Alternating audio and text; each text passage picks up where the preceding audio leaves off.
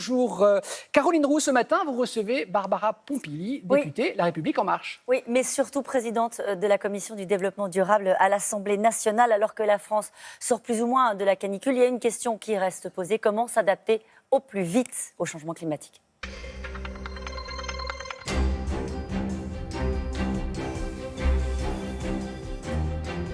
Bonjour Barbara Pompili. Bonjour.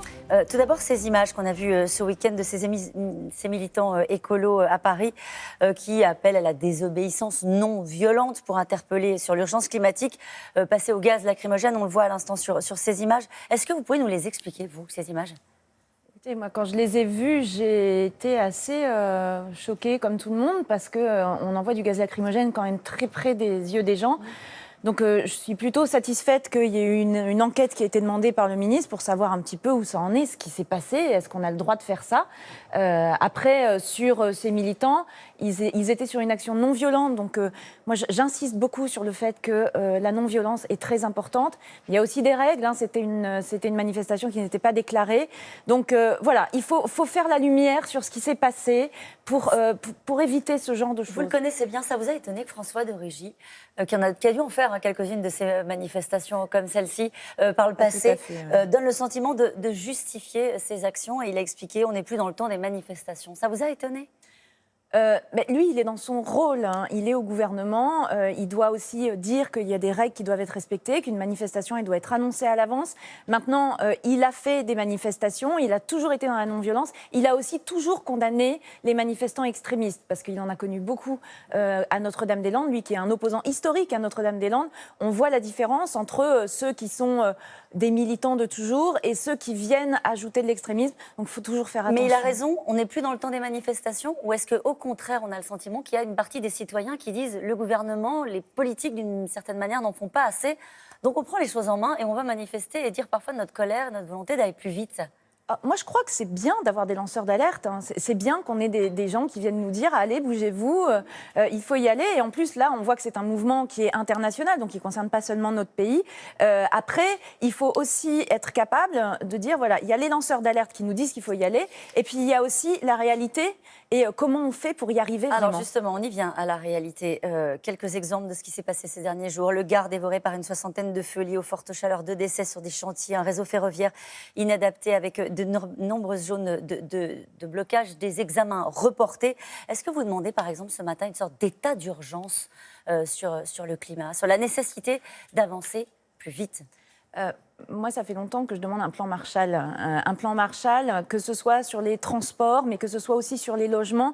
Tout ce qui, aujourd'hui, émet du gaz à effet de serre, il faut absolument qu'on s'y attaque. Donc, on s'y est attaqué la semaine dernière sur les passoires thermiques, en essayant... Ça a été compliqué, hein ? Oui, parce que il faut bien voir qu'on nous dit tous, il y a urgence, il faut agir, mais dès qu'il s'agit de changer des habitudes, dès qu'il s'agit de bousculer aussi certains lobbies, c'est toujours difficile. Donc c'est pour ça qu'il faut continuer à rappeler pourquoi on fait les choses. On ne fait pas les choses pour embêter le monde. Typiquement pour les gens qui nous regardent ce matin, on dit il faut arrêter avec les passoires thermiques.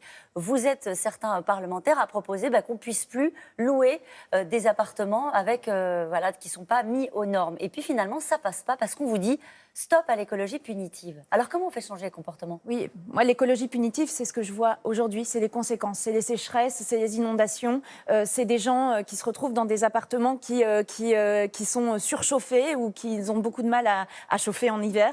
Voilà, pour moi c'est ça l'écologie punitive. Donc, pourquoi ça a bloqué, Barbara ? C'est parce que on a aussi entendu qu'il y avait des gens qui n'étaient pas complètement sensibilisés encore à la question environnementale et qui râlaient quand il fallait faire des efforts. Donc, ils sont où ces gens-là ? Pardon d'insister. Mais attention, on a abouti quand même, parce qu'aujourd'hui sur les passoires thermiques, ce qui a été voté dans la loi est une grande avancée par rapport à ce qu'il y avait avant dans la loi, c'est-à-dire pas grand-chose. C'est le Premier ministre, on va dire les choses clairement ? Parce que c'est ce qu'on a lu.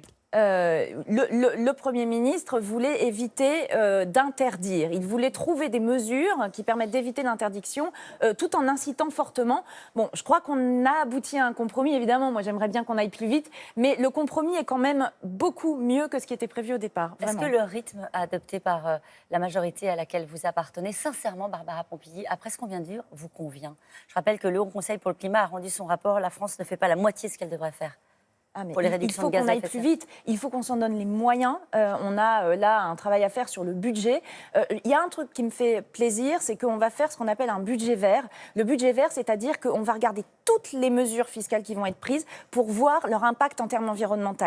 C'est très important parce qu'on a perdu beaucoup de temps avec des mesures fiscales qui incitaient à la pollution. Aujourd'hui, on va vraiment s'y attaquer. L'argent, c'est le nerf de la guerre. Mais il y a aussi, vous disiez, comment on fait pour s'adapter ? On va avoir des problèmes de stress hydrique, ce qu'on appelle des besoins d'eau. On va avoir de moins en moins d'eau. Là, ce matin, il va y avoir des annonces qui vont être faites pour essayer de s'adapter au futur manque d'eau, en notamment, non seulement en l'économisant, en travaillant avec les agriculteurs, en faisant en sorte aussi de remettre des cours d'eau dans leurs anciens cours, d'arrêter la bétonisation parce que ça permet aussi de faire revivre le cycle de l'eau, etc., etc. On s'attaque à tous les sujets sur l'écologie, mais je rappelle qu'en plus, ça va créer des emplois. On a l'impression que ça fait longtemps. Qu'est-ce qui a changé ? Je précise que demain se tient le 2e Conseil de défense écologique. Oui. Ça change quoi ? Est-ce que vraiment, là, il y a une prise de conscience ? Vous suivez ces sujets depuis longtemps et vous bataillez parfois sur ce genre de problématiques pour faire bouger les choses. Qu'est-ce qui a changé ? Est-ce que vraiment on va aller plus vite ? Je rappelle que la France ne va pas assez vite. La France ne va pas assez vite. Maintenant, moi, j'ai vu l'évolution dans le monde politique qui est en retard par rapport à la population. Le monde politique a évolué. Depuis la nouvelle Assemblée, on a des députés qui sont très en pointe. Aujourd'hui, si on a des mesures sur les passoires thermiques dans le texte loi énergie, c'est parce qu'on a des députés qui ont poussé. Donc, je sens une évolution. Forcément, pour moi, ça ne va pas assez vite. Mais on a fait une loi sur l'énergie, on a fait une loi sur les transports. C'est la première fois depuis 35 ans qu'on a une loi d'orientation. On va s'attaquer au sous-investissement chronique sur les transports par rail, par exemple. On va remettre du ferroutage.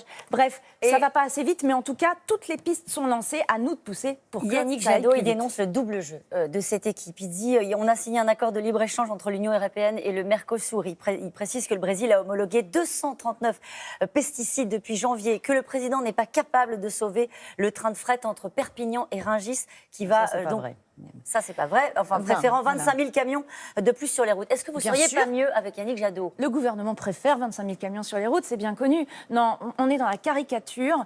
Yannick Jadot, il est dans l'opposition sur tout. À un moment, quand il est urgent d'agir, moi j'ai entendu Nicolas Hulot ce week-end qui disait qu'il faut s'unir tous ensemble. Si vraiment Yannick Jadot est persuadé qu'il y a urgence à agir, qu'il arrête de passer son temps à critiquer et qu'il vienne se retrousser les manches avec nous. Ça suffit maintenant.